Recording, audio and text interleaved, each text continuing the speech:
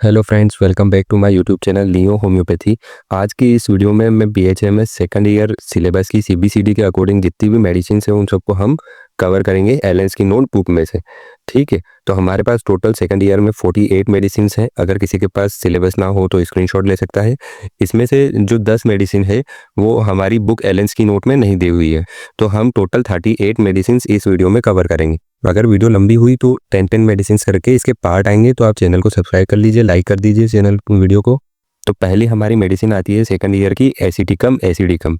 ठीक है, तो इसका कॉमन नेम क्या है? ग्लेशियल एसिटिक एसिड और फॉर्मूला C4H3O3। ठीक है, ये बहुत एक डीप एक्टिंग मेडिसिन है। अब मैं इस मेडिसिन के आपको जनरल थीम बताऊं तो ये मेडिसिन अपन देते हैं कोई भी अगर पेशेंट अनीमिक है, ठीक है, उसको जिसको नाइट में बहुत ज़्यादा स्वेट आता हो और उसके साथ उसको हेमरेजिक अनीमिया हो, मतलब कि उसको ब्लड लॉस की वजह से अनीमिया हुआ हो, और अगर किसी को एनेस्थीसिया के बाद बहुत ज़्यादा प्रोस्टेशन हुई है तो भी अपन ये मेडिसिन प्रिस्क्राइब करते हैं। टीबी वगैरह में भी ये मेडिसिन दी जाती है। तो सबसे पहले अपन कॉन्स्टिट्यूशन देखते हैं। तो adapted to pale lean person with legs flabby muscles. तो पहली लाइन में एलन सर ने अपने को बता दिया है कि पेशेंट कैसा दिखेगा? पेल दिखेगा, पीला पीला दिखेगा, दुबला पतला रहेगा और उसकी मसल फाइबर जो है वो एकदम लूज रहेंगे। फेस की बात करें तो फेस भी पीला रहेगा या वेक्सी कलर का हो सकता है। और दूसरी लाइन में उन्होंने बताया है कि marasmus and other wasting disease of children. ठीक है, या तो बच्चे की सूखे की बीमारी जिसमें बच्चा अच्छा खासा खाना खाता है लेकिन फिर भी उसका वजन कम होता जा रहा है, तब भी अपन इस मेडिसिन को प्रिस्क्राइब करते हैं। उसके बाद फिजिकल जनरल की बात करें तो हेमरेजिक। इस पेशेंट को हेमरेजेस बहुत ज़्यादा होते हैं, मतलब हर जगह से कहीं ना कहीं ब्लीडिंग होती रहती है, जैसे nose, throat, lungs, stomach, bowel, uterus. ठीक है, या तो फिर मेंसेस के बीच में मेट्रोरेजिया, मतलब कि मेंसेस की साइकिल 28 दिन की होती है लेकिन वो मेंसेस की साइकिल पूरी नहीं होती, उससे पहले ही बीच में ही मेंसेस वापस से आ जाना, तो उसे अपन मेट्रोरेजिया बोलते हैं। विकारियस मेंस्ट्रुएशन, मतलब कि जब मेंसेस आने चाहिए उस जगह मेंसेस नहीं आके मुंह से खून निकल रहा है, नाक से खून निकल रहा है, इस टाइप से। ट्रोमेटिक एपिटेक्सिस, मतलब कि नाक से खून आना जब कोई चोट लग जाए उसके बाद, या तो फिर ऐसे भी बहुत सारे पेशेंट को नाक से खून आता है, तो उसके लिए भी ये मेडिसिन बहुत अच्छी है। ग्रेट प्रोस्टेशन आफ्टर इंजरी, बहुत ज़्यादा वीकनेस हो जाना पेशेंट के अंदर इंजरी के बाद में, या तो फिर सर्जिकल शॉक के बाद में, या तो फिर एनेस्थीसिया के बाद में। अब इस लाइन को समझो, उसको हेमरेजेस पहले से थे, दुबला पतला पहले से था, पीला पहले से था, और ज़्यादा अगर उसको इंजरी होगी तो वीकनेस तो आएगी आएगी, सर्जरी होगी तो वीकनेस और ज़्यादा आएगी। एनेस्थीसिया के बाद में भी उसको वीकनेस आती है। थ्रस्ट की बात करते हैं तो पेशेंट को प्यास बहुत ज़्यादा लगती है, इंटेंस बर्निंग। ठीक है, और उसको भले ही अपन कितना ही पानी दे देते हैं लेकिन उसकी प्यास नहीं बुझती है। ड्रॉप्सी में ये मेडिसिन बहुत अच्छे काम करती है। डायबिटीज़ के टाइम पे भी उसको बहुत ज़्यादा प्यास लगती है, क्रोनिक डायरिया में उसको बहुत ज़्यादा प्यास लगती है। लेकिन आपको इस मेडिसिन का की नोट याद रखना है कि but no fever during thirst. ठीक है, फीवर के टाइम पे उसे बिल्कुल प्यास नहीं लगेगी। Can not sleep lying on back, इसका जो पेशेंट रहेगा वो अपनी पीठ के बल जो है लेट नहीं पाएगा, सो नहीं पाएगा। Sensation of sinking in abdomen causing dyspnoea, उसको ऐसा लगेगा कि उसका पेट एकदम खाली है, उसके पेट में कुछ नहीं है, तो वो मुंह से भी सांस लेगा, नाक से भी सांस लेगा, ताकि उसके पेट में हवा भर जाए। ये सोचते हुए सांस लेने में उसको बहुत ज़्यादा दिक्कत होगी और वो एयर को कैस्पिंग करेगा। रेस्ट बेटर लाइंग ऑन बेली। ठीक है, अब उसको ऐसा लग रहा है कि उसके पेट में कुछ नहीं है, तो वो पेट को दबाना चाहेगा, इसलिए वो जब पेट के बल लेटता है तो उसको बहुत ज़्यादा आराम लगता है। तो इस मेडिसिन का एग्रावेटिंग फैक्टर क्या हो गया हमारे पास कि वो पेशेंट जो है अपनी पीठ के बल लेट नहीं सकता, और एम्लोरेटिंग फैक्टर क्या हो गया कि वो पेशेंट जो है अपने पेट के बल लेटता है। जीआईटी ट्रैक्ट की बात करेंगे तो डायरिया, डायरिया कैसा होगा? कूपियस, मतलब कि बहुत ज़्यादा मात्रा में उसको डायरिया होगा, एग्जूस्टिंग थका देने वाला, और उसके साथ उसको बहुत ज़्यादा प्यास लगेगी। डायरिया इन ड्रॉपसी, ड्रॉपसिकल कंडीशन में बहुत ज़्यादा डायरिया होगा। ठीक है, टाइफस और थाइसिस में भी उसको बहुत ज़्यादा डायरिया होगा। इसके बाद फिर अपन बात करते हैं कि डायरिया के टाइम पे उसको नाइट स्वेट भी बहुत ज़्यादा आएगा, मतलब रात में पसीना आएगा। फीमेल रिप्रोडक्टिव सिस्टम की बात करें तो सोर bleaching and vomiting of pregnancy, जो प्रेगनेंसी के टाइम पे खट्टी डकारें वगैरह आती हैं, उल्टियाँ होती हैं, उसके लिए बर्निंग वाटर वाश, मतलब कि खट्टी डकार आती है, उसके साथ अगर अपने स्टमक का एसिड वापस से रिफ्लक्स होकर माउथ में आ जाता है तो उसको बर्निंग वाटर ब्राश बोलते हैं। एंड प्रोफ्यूज सलाइवेशन, बहुत ज़्यादा सलाइवा सिक्रेट होगा उसके मुंह में डे एंड नाइट, दिन और रात में। तो इसके लिए अपने पास कौन सी मेडिसिन है? Acetic acid. और इसी के साथ एक मेडिसिन और है लेक एसिटिकम, और सलाइवेशन अगर नाइट के टाइम पे ज़्यादा हो रहा है तो बर्क सोल। इसके बाद फिर अपन बात करते हैं रेस्पिरेटरी सिस्टम की, तो ट्रू क्रूप, काली खांसी, हैसिंग रेस्पिरेशन, मतलब कि पेशेंट को सांस लेने में बड़ी दिक्कत आएगी, और वो जब भी सांस लेगा तो उसको साई साई की जो आवाज़ आती है वो आवाज़ आएगी। कफ विथ इनहेलेशन, उस जैसे ही सांस अंदर लेगा तो उसके साथ उसे खांसी होगी। स्पोंजिया में भी यही होता है। लास्ट स्टेजेस ऑफ क्रूप, मतलब कि आखिरी खांसी की आखिरी स्टेज में। Inhalation of vapour of cider vinegar has been successfully used in croup and malignant diphtheria. तो मेलिग्नेंट डिप्थेरिया और क्रूप यानी खांसी में जब हम साइडर विनेगर क्या होता है, एप्पल का सिरका, मतलब कि एप्पल का जूस जब हम किसी को इनहेल कराते हैं तो उसको बहुत ज़्यादा आराम लगता है। ऐसा क्यों? क्योंकि उसमें 5% एसिडिक एसिड रहता है। फीवर की बात करें तो हैट्रिक फीवर क्या होता है कि जो पेशेंट को बहुत ज़्यादा थका देता है। स्किन कैसी रहेगी? Dry and hot. फीवर के टाइम पे उसका जो लेफ्ट चीक है उस पर रेड स्पॉट्स आ जाएंगे। इसके बाद बात करें तो ड्रेंचिंग नाइट स्वेट तो आपको देखने को मिलेगा ही मिलेगा, और फीवर के टाइम पे उसको बिल्कुल प्यास नहीं लगती है। अच्छा, आप सबके लिए यहाँ पे एक सवाल है मेरा कि एक ऐसी मेडिसिन बताओ जिसमें प्यास नहीं लगती हो फीवर के टाइम पे। रिलेशन की बात करते हैं। It antidote anaesthetic vapour fumes of charcoal and gas opium and स्टेमोनियम। तो एसिडिक एसिड जो है वो एनेस्थेटिक वेपर्स को, फ्यूम्स को, मतलब कि चारकोल्स को, गैस को, ओपियम को, स्टेमोनियम को, इन सबको एंटीडोट कर देती है। Cider vinegar antidote carbolic acid follows well cinchona in haemorrhage. अगर कोई पेशेंट आपके लिए हेमरेज के लिए आया था और आपने उसको सिंकोना दिया है लेकिन उसको आराम नहीं लग रहा है, तो उसके बाद आप कौन सी मेडिसिन के बारे में सोच सकते हैं? एसिडिक एसिड के बारे में, और डिजिटेलिस इन ड्रॉप्सी। इसके बाद फिर बात करेंगे एग्रावेशन, किस किस के सिम्टम्स को ये एग्रावेट कर देती है? तो अर्निका, बेलाडोना, लेकेसिस और मर्कसोल। ठीक है, इन सब के सिम्टम्स को ये एग्रावेट कर देती है। इस लाइन को अच्छे से समझो। अगर कोई आपके पास पेशेंट आया था, उसने वो इन चारों मेडिसिन से बिलोंग करता था, ठीक है, लेकिन आपने उसको गलती से क्या दे दी? एसिडिक एसिड दे दी, तो उसकी वजह से क्या होगा कि उसके सिम्टम्स एग्रावेट हो जाएंगे। और खासकर इसमें लिखा हुआ है हेडेक ऑफ बेलाडोना। अगर कोई हेडेक की कंप्लेंट लेके आया था, गलती से उसने आपने उसको एसिडिक एसिड दे दी, तो उसका हेडेक और ज़्यादा बढ़ जाएगा। अब इसके बाद हमारी दूसरी मेडिसिन है Actaea racemosa. Actaea racemosa Actaea racemosa की जनरल थीम में अगर आपको बताऊं तो ये मेनली फीमेल पेशेंट को सूट करती है, जिनके मेंसेस बहुत ज़्यादा पेनफुल होते हैं, ठीक है, जिनको नर्व का पेन होता है, जिनकी गर्दन में पेन होता है, बॉडी एक बहुत ज़्यादा होता है, उस टाइप की जो भी फीमेल रहती है, जो डिप्रेशन में रहती है, उसको ये मेनली मेडिसिन अपन देते हैं। तो मेनली ये मेडिसिन किसके लिए? फीमेल के लिए। आपको ये याद रखना है, ठीक है। एक्टिया रेसिमोसा, कॉमन नेम क्या है? ब्लैक कॉश, ठीक है, ब्लैक कॉश। इसके बाद फिर रेननकुलेसी फैमिली से बिलोंग करती है। मेंटल जनरल की बात करें तो puerperal mania, think she is going to crazy. तो इस पेशेंट को प्यूपिरल मेनिया रहता है, उसे ऐसा लगता है कि वो अभी पागल होने वाली है। ट्राइज टू इंजर्ड हरसेल्फ, और वो अपने आप को चोट पहुंचाने की कोशिश करती है। Mania following disappearance of neuralgia. मैंने आपको क्या बोला कि इस पेशेंट को न्यूरेल्जिया रहता है, लेकिन जब भी इस पेशेंट को मेनिक अटैक आते हैं तब उसका न्यूरेल्जिया गायब हो जाता है। Sensation as if heavy black cloud settled all around her and enveloped her head so that all the darkness and confusion. Patient को क्या लगता है कि उसके चारों तरफ काले घने बादल आ चुके हैं, उसके सर को पूरा ढक लिया है बादलों ने। इसी वजह से वो अंधेरे में रहती है, कंफ्यूजन में रहती है, डिप्रेस्ड रहती है। और पेशेंट को कैसा लगता है? Illusion of A mouse running from under her chair. उसको ऐसा लगता है कि उसकी चेयर के नीचे चूहे दौड़ रहे हैं बहुत सारे, ठीक है। और कौन कौन सी मेडिसिन में ऐसा लगता है? तो लेक कैनिनम में और एथुजा में। इसके बाद आईज की बात करें तो सीलियरी न्यूरेल्जिया, मतलब कि पेशेंट को आंखों की जो आई बॉल रहती है उसमें बहुत ज़्यादा दर्द होगा, एकिंग और शार्प, ज़्यादा भी हो सकता है, कम भी हो सकता है। Darting, shooting pain in the globes, patient को कैसा लगेगा कि किसी ने तीर चुभा दिया है या गोली मार दी है, इतना तेज उसे दर्द होगा। Ciliary neuralgia extending to temples, vertex, occiput, orbit, aggravated going up stair, ameliorated lying down. तो पेशेंट की जो आंखों का दर्द है वो उसके पीछे ऑक्सीपुट तक, छोटे दिमाग तक चला जाएगा, या वर्टेक्स सर के ऊपर तक चला जाएगा, टेम्पोरल लोब तक चला जाएगा, ठीक है। और आंखों का जो दर्द है, पेशेंट जब भी सिराव के ऊपर चढ़ेगा तो पेशेंट की आंखों का दर्द बढ़ जाएगा, और जैसे ही वो लेटेगा तो उसके आंखों का दर्द कम हो जाएगा। Cardiovascular system, heart troubles from reflex symptoms of uterus और ओवेरिस। तो यूटेरस या ओवेरिस की जो भी कंप्लेंट रहती है पेशेंट को, उसकी वजह से उसको हार्ट के ट्रबल्स होने लगते हैं, मतलब कि हार्ट में भी डिसीज होने लगती है। Heart action ceases suddenly, patient को ऐसा लगता है कि उसका हार्ट अभी धड़कना बंद कर देगा। इम्पेंडिंग सफोकेशन, इसकी वजह से उसको डर लगता है और उसे सांस लेने में भी दिक्कत आती है। पाल्पिटेशन फ्रॉम लिस्ट मोशन, और अगर पेशेंट थोड़ा भी मोशन करेगा, थोड़ा भी चलेगा, हिलेगा डुलेगा, तो उसका दिल जो है, हार्ट जो है, वो बहुत तेज तेज धड़कने लगेगा।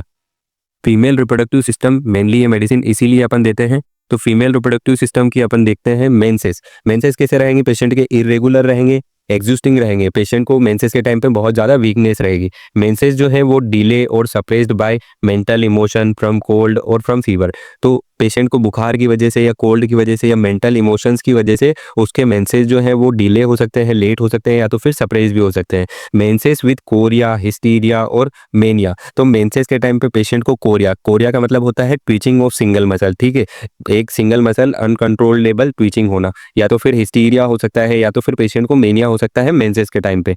Menses, increase of mental symptoms during menses. Menses के टाइम पे पेशेंट के जो भी मेंटल सिम्टम्स है वो सब बढ़ जाते हैं।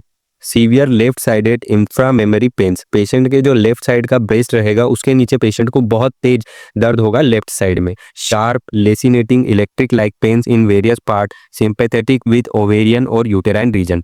तो पेशेंट को ओवेरियन या यूटेराइन रीजन की जो भी प्रॉब्लम्स रहती है उसके साथ पेशेंट को वहाँ पे बहुत तेज शार्प कुछ चुभ गया है ऐसा दर्द रहेगा, या तो फिर तो फड़कने जैसा दर्द रहेगा, या तो फिर उसे ऐसा लगेगा कि इलेक्ट्रिक का कोई करंट लग गया हो, इतना तेज उसे दर्द होगा। In uterine region dart from side to side. और अगर यूटेराइन रीजन की अपन बात करें कि पेशेंट को यूटेराइन रीजन का में कैसा दर्द रहेगा, तो पेशेंट को एक साइड से दूसरी साइड चुभन जैसा महसूस होगा। प्रेगनेंसी की बात करें तो प्रेगनेंसी में नोजिया के लिए, स्लीपलेसनेस ड्यूरिंग प्रेगनेंसी, या तो फिर प्रेगनेंसी में पेशेंट को फॉल्स डिलीवरी लाइक पेन हो रहा है कि अभी डिलीवरी हो जाएगी लेकिन टाइम नहीं आया है। पेशेंट को प्रेगनेंसी के टाइम पे शार्प पेन एक्रॉस एब्डोमेन। तो प्रेगनेंसी के टाइम पे पेट दर्द बहुत ज़्यादा। Pregnancy abortion at 3rd month. और प्रेगनेंसी के टाइम पे पेशेंट को डर रहता है कि या तो फिर उसका अबॉर्शन हो जाता है हर बार 3rd मंथ में। During labour shivers in last stage, first stage sorry. Patient को जब भी डिलीवरी होने वाली होती है या डिलीवरी के टाइम पे पेशेंट को है ना कपकपी आती है, ठीक है, फर्स्ट स्टेज में। फिर कन्वल्जन्स आने लगते हैं लेबर के टाइम पे फ्रॉम न्यूरल्जिक एक्साइटमेंट, ठीक है। तो डिलीवरी के टाइम पे क्या होता है कि नर्व्स का जो एक्साइटमेंट होता है उसकी वजह से पेशेंट को कन्वल्जन्स झटके आने लगते हैं, या तो फिर रिजिड ओस ड्यूरिंग लेबर। लेबर के टाइम पे अगर ओस मतलब कि अपना यूटेरस का जो मुंह है वो खुल नहीं रहा हो तो उसके लिए भी अपन ये मेडिसिन देते हैं। During labour pain severe, pain बहुत ज़्यादा होता है वो पेशेंट को ड्यूरिंग लेबर। स्पास्मोडिक टेंडेनियस, ठीक है, पेशेंट को इतना ज़्यादा पेन हो रहा है, स्पास्मोडिक पेन, टेंडेनियस पेन, और जो थोड़ी सी भी आवाज़ पेशेंट को लेबर के टाइम पे डिलीवरी के टाइम पे सहन नहीं हो रही हो, उसकी वजह से उसको एग्रावेशन हो रहा हो, तो भी अपन ये मेडिसिन दे सकते हैं। After pains rust in the groins. Groins का मतलब होता है जांग। पेशेंट को जब डिलीवरी हो जाती है उसके बाद में जांघों का बहुत तेज दर्द हो, बहुत ज़्यादा दर्द हो, तब भी अपन इस मेडिसिन को चला सकते हैं। इसके बाद when given in the last month of the pregnancy shortens the labor if symptoms correspond। अगर इस मेडिसिन के सारे सिम्टम्स पेशेंट के साथ मैच हो रहे हैं और अगर अपन इस मेडिसिन को चलाते हैं लास्ट मंथ ड्यूरिंग प्रेगनेंसी तो ये डिलीवरी का टाइम कम करा देती है। रूमेटिक डिस्मेनोरिया, मतलब पेशेंट को जो है क्रेम झटके आते हैं मेंसेस के टाइम पे, उसको बोलते हैं अपन rheumatic dysmenorrhoea.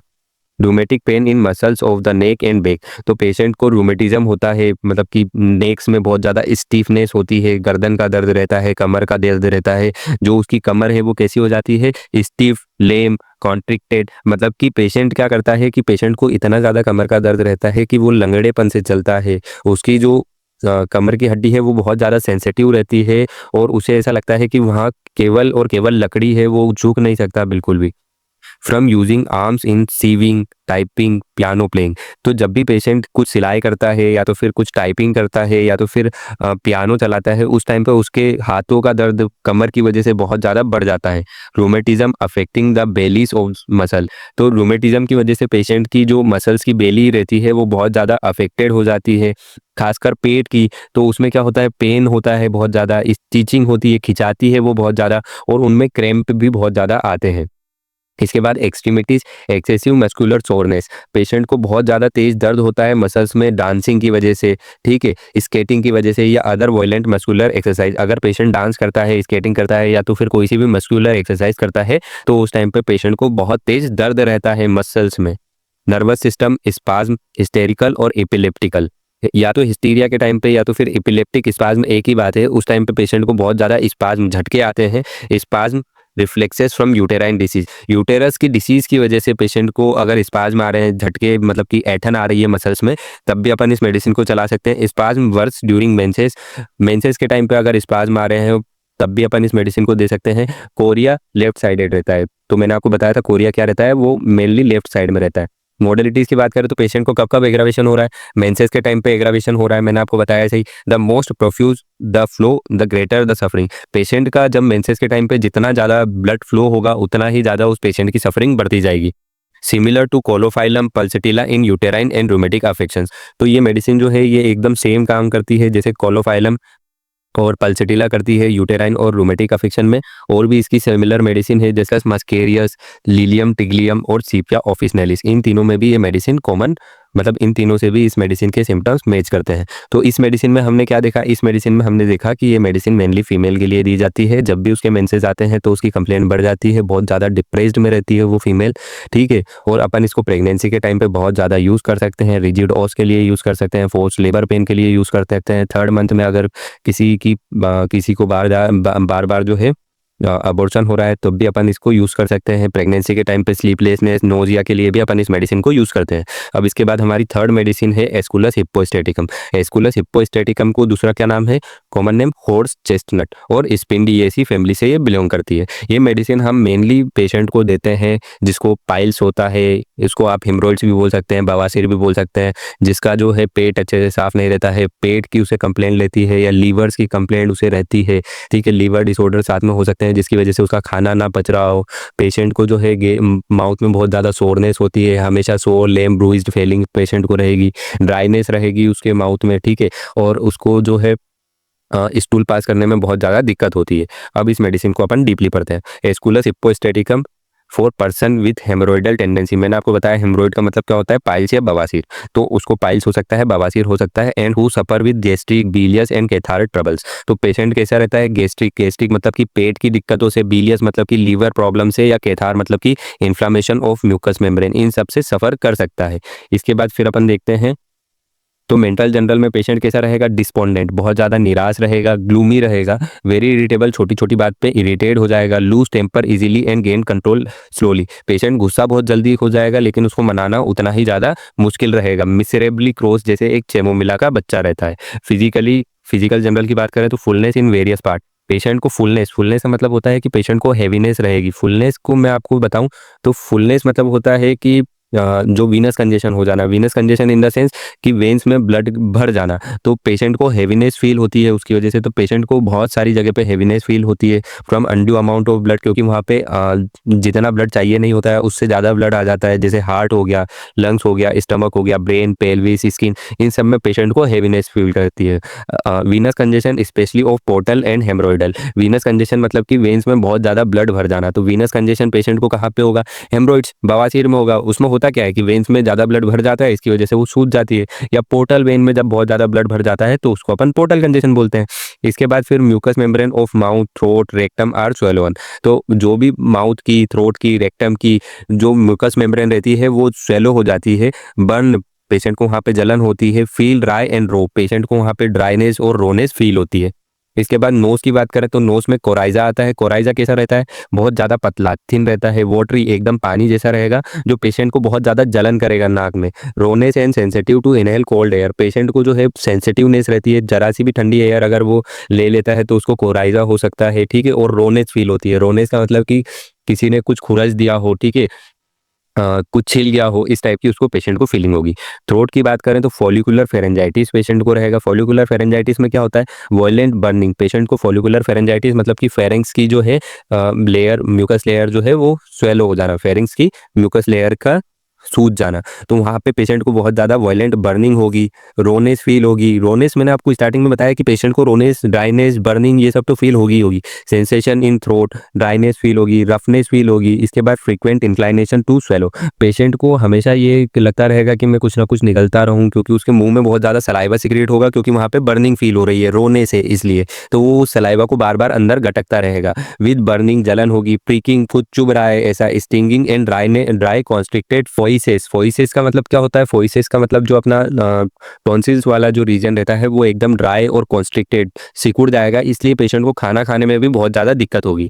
Gastro intestinal system की बात कर ले, मेनली ये मेडिसिन इसीलिए एग्जाम में पूछी जाती है और इसीलिए दी जाती है। तो रेक्टम में पेशेंट को कैसा फील होगा, ड्राइनेस फील होगी, हीट, पेशेंट को वहाँ पे गरम गरम जलता हुआ कुछ फील होगा।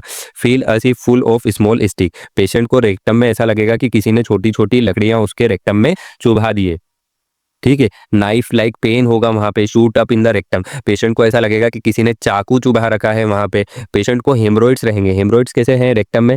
ब्लाइंड है, पेनफुल है, बर्निंग है, पर्पलिश है, रेयरली ब्लीड। ब्लाइंड का मतलब होता है कि वहाँ पे ब्लीडिंग नहीं होगी, हेमरोइड्स में ब्लीडिंग नहीं होगी। तो पेशेंट को बवासीर रहेगा जो ब्लीडिंग नहीं होगी, पेनफुल दर्द रहेगा, लेकिन बर्निंग होगी, जलन होगी वहाँ पे, पर्पलिश कलर के रहेंगे। रेक्टम सोर with fullness, burning and itching.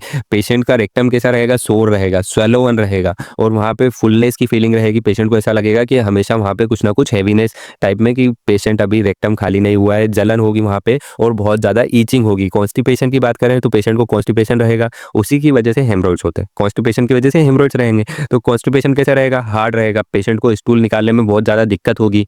Dry stool रहेगा, difficult to pass with dryness and heat of rectum. Patient को रेक्टम में ड्राइनेस फील होगी, हीट फील होगी, accompanied by severe lumbosacral backache. ठीक है, ये लाइन आपको हमेशा याद रखना है, क्योंकि यही लाइन एग्जामिनर पूछेगा आपसे। ठीक है, जो बाहर से जो इंसान आएगा जो भी वाइवा में, वो यही लाइन पूछेगा कि जो एस्कुलस हिप्पोस्टैटिकम का जो पाइल्स है उसमें पेशेंट को और क्या है, तो सीवियर लंबोसेक्रल बेकेक। पेशेंट की पीठ, कमर दर्द बहुत ज्यादा होता है। Stool followed by fullness in rectum and intense pain in anus for hours.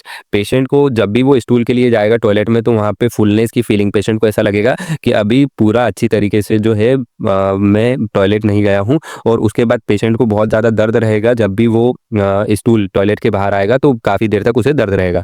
Female reproductive system की बात करें तो प्रोलेप्स ऑफ यूटेरस के लिए ये मेडिसिन देते हैं। यूटेरस कैसा रहेगा? एक्रीट प्रोलेप्स, मतलब कि पेशेंट को वहाँ से बदबू आएगी, बहुत ज़्यादा गंदगी रहेगी, डार्क लुकोरिया रहेगा। ठीक है, इसके बाद विथ लंबोसेक्रल बेकएक। मैंने आपको बोला कि इस मेडिसिन में लंबोसेक्रल बेकएक तो आपको याद रखना ही है, कि पेशेंट की कमर दर्द बहुत ज़्यादा होती है, with great fatigue and from walking. Patient को इतनी ज़्यादा कमर दर्द होती है कि वो चल फिर भी नहीं पाता। ठीक है, हर कंप्लेंट्स के साथ आपको कमर दर्द देखने को मिलेगी। बेक की बात करें पेशेंट की कमर, तो पेशेंट की कमर दर्द बहुत होगी। Severe dull backache in the lumbosacral articulation, more और लेस कॉन्स्टेंट। ठीक है, हो भी सकता है कि रेगुलर हो सकता है रेगुलर ना हो, अफेक्टिंग सेक्रम एंड हिप्स, और वो दर्द इतना ज़्यादा होगा कि वो सेक्रम तक या हिप्स तक भी जाएगा। बेक गिव्स आउट, पेशेंट यूँ बोलेगा कि मेरी कमर से काम ही नहीं होता। Back gives out during pregnancy के टाइम पे ये हो सकता है, प्रोलेप्स ऑफ यूटेरस में हो सकता है, लुकोरिया में हो सकता है, व्हेन वॉकिंग और स्टूपिंग। पेशेंट चलता फिरता चल या फिर भी नहीं पाएगा। वॉकिंग का मतलब होता है चलना, और स्टूपिंग का मतलब होता है झुकना। तो पेशेंट चल भी नहीं पाएगा, झुक भी नहीं पाएगा, इतना ज़्यादा उसका कमर दर्द होगा। पेशेंट को कमर दर्द के टाइम पे बैठना ही पड़ेगा या लेटना ही पड़ेगा। मस्ट सिट और lie down. Sensation of heaviness and lameness in the back, patient को बहुत ज़्यादा हेवीनेस फील होगी, और ऐसा लगेगा कि उसको किसी ने बहुत जोर से मारा है। लेमनेस फील होगी। नर्वस सिस्टम की बात करें तो paralytic feeling in arms, legs and spines. Patient को ऐसा लगेगा कि उसकी आर्म्स जो है वो पैरालाइज हो चुकी है, लेग्स जो है वो पैरालाइज हो चुके हैं, स्पाइन जो है वो पैरालाइज हो चुकी है, वो उनसे काम ही नहीं ले पाएगा, नर्व एक्ट ही नहीं करेगी। मॉडलिटीज़ की बात करें तो एग्रावेशन कब कब हो रहा था, कि पेशेंट बिल्कुल भी चल फिर नहीं पा रहा था, मोशन से, backache and soreness by walking and stooping. इस टाइम पे पेशेंट को हर कंप्लेंट्स उसकी बढ़ जाती है। Inhalation of cold air. इसके बाद रिलेशन की बात करें, similar to aloe collinsonia, ignatia, muriatic acid, nux vomica, sulphur in haemorrhoids. ये सारी मेडिसिन जो है ये सब अपन काय में चलाते हैं? बवासीर में। ठीक है, अगर किसी पे अगर आपको याद करनी हो तो आप याद कर सकते हैं कि aloe collinsonia, ignatia, muriatic acid, nux vomica और सल्फर, ये सारी मेडिसिन अपने को चलती है हेमरोइड्स में। After collinsonia as improved pile aesculus often cure. अगर आपने कोलिनसोनिया किसी पेशेंट को दी थी, उसने पाइल्स को इम्प्रूव किया है, आराम किया है, आराम लगा है पेशेंट को पाइल्स में, लेकिन अभी अच्छे से क्योर नहीं हो पाया है, तो आप एस्कुलस चला सकते हैं, तो वो क्योर कर देगी।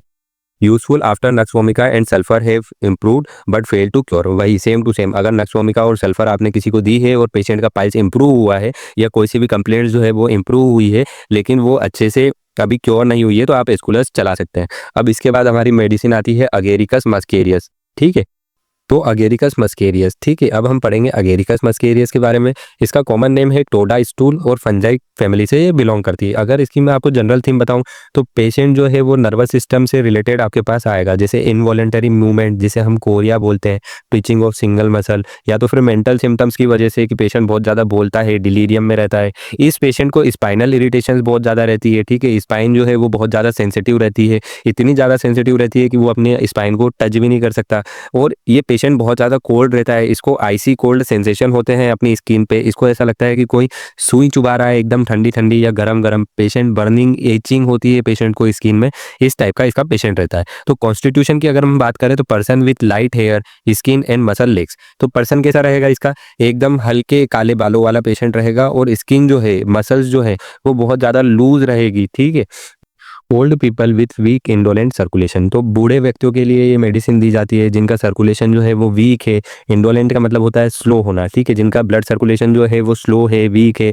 ओल्ड पीपल है, ठीक है, जो बाल हैं वो कैसे हैं, हल्के काले हैं, मसल्स जो है एकदम लूज है, इस टाइप का इसका पेशेंट रहता है। Drunkards specially for their headache bad effect of डाउ बेचेस, ठीक है, दारू पीने के बाद, शराब पीने के बाद या नशा करने के बाद अगर किसी पेशेंट का सर दर्द होता है तो उसके लिए भी ये मेडिसिन बहुत ज़्यादा इफेक्टिव है। मैंने आपको बताया था कि ये मेडिसिन अल्कोहल विड्रॉल सिम्टम्स के लिए भी दी जाते हैं। जब कोई इंसान दारू छोड़ता है उस टाइम पे अगर उसे कोई दिक्कत आ रही है तब भी आप ये मेडिसिन चला सकते हैं। Delirium with constant raving, patient जो है वो डिलीरियम भ्रम में रहता है और हमेशा कुछ ना कुछ बोलता रहता है, उसको खुद को नहीं पता कि वो क्या बोल रहा है, ठीक है, लेकिन वो बोलता रहता है। Tries to get out of bed, patient इतना ज़्यादा डिलीरियम में रहता है कि वो बेड से बार बार उठ के भागता है अपने बेड से, ठीक है, इन टाइफाइड टाइफस में। इसके बाद फिजिकल जनरल की बात करें तो एक्सट्रीमली सेंसिटिव टू कोल्ड, मैंने आपको शुरुआत में बताया था कि पेशेंट जो है वो कोल्ड है, तो कोल्ड पेशेंट जो है वो और ज़्यादा सेंसिटिव होता है कोल्ड एयर को लेके। थोड़ी भी ठंडी हवा लगेगी तो इसकी कंप्लेंट्स बढ़ जाएगी, ठीक है, इसका कमर का दर्द बढ़ जाएगा। कंप्लेंट्स अपेयर डायगोनली, तो इसमें मेडिसिन ही दी आड़ी टेढ़ी है, ठीक है, इस पेशेंट की कंप्लेंट्स जो है वो आड़ी टेढ़ी अपेयर होती है, जैसे अपर लेफ्ट हो गया और लोअर राइट हो गया, तो इस पेशेंट की अपर लेफ्ट हाथ में दर्द होगा तो लोअर राइट साइड में होगा, इस टाइप के इसकी कंप्लेंट्स होती है। हेड की बात करें तो headache of those who are readily become delirious in the fever और विद पेन, तो इसके पेशेंट जो रहते हैं वो बहुत ज़्यादा डिलीरियम कुछ भी बड़बड़ाते हैं, ठीक है, बुखार के टाइम पे या उन्हें जब भी हेडेक चालू होता है उस टाइम पे वो बड़बड़ाने लगते हैं।